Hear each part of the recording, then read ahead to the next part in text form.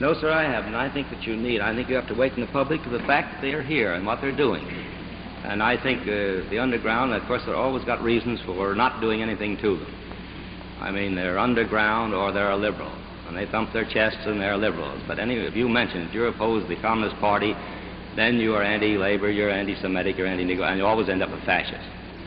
But they never start that until they find out that you're opposed to the Communist Party. So if you wanted to drop the rompers, and look, you'd find the hammer and sickle on the rear end, I think. Thank you very much, Mr. Wood.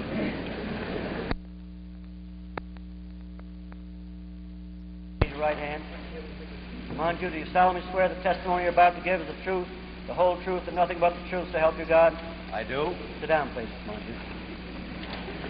Mr. Chairman, to try to determine who was right or who was wrong, I believe that 95% of the people in California are decent, honest American citizens. The Communist Party is a minority, but a dangerous minority. I believe that the entire nation should be alerted to its menace today. I think that Mr. Wyszynski and Mr. Molotov have done the most magnificent job of awakening a great many people. The more information the American people get, the more they will realize it, the more they will turn against it. It is completely against the un-American feeling, this communistic thing. I believe I would move to the state of Texas if it ever came here, because I think the Texans would kill them on sight.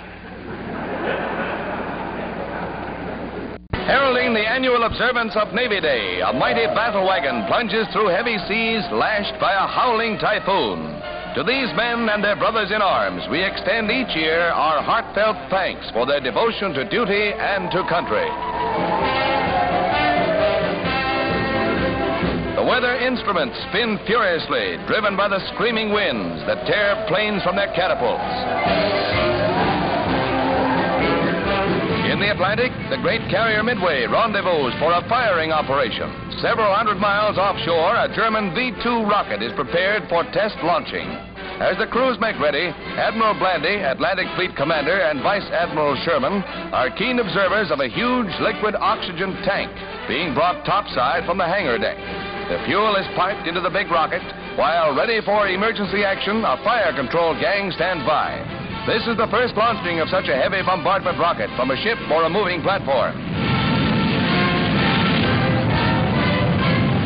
She's all set, and she's off. Successfully on its way, this novel launching opens up a new chapter in sea warfare. Such scientific research keeps our Navy the finest in the world. Hail to our mighty Navy.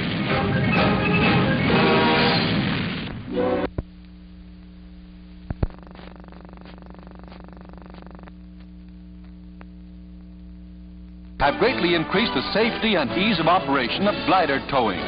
The bar permits the two aircraft to keep direct contact and to operate as one unit. Tests on gliders have proved so satisfactory that experiments are underway with jet fighters, which would be towed to combat areas with a great saving in fuel consumption.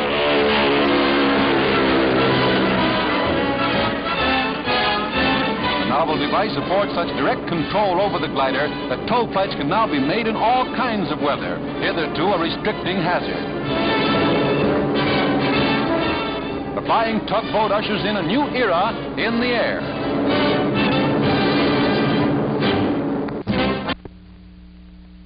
Summer is groomed for its first flight at the Northrop plant in Hawthorne, California. Called YB-49, the huge 100-ton dreadnought packs 32,000 horsepower in its 8 jet engines. At the controls during the initial flight are veteran test pilot Max Stanley, center, and crew of 2. Theirs is a big job, and like a giant boomerang, the mammoth craft picks up speed.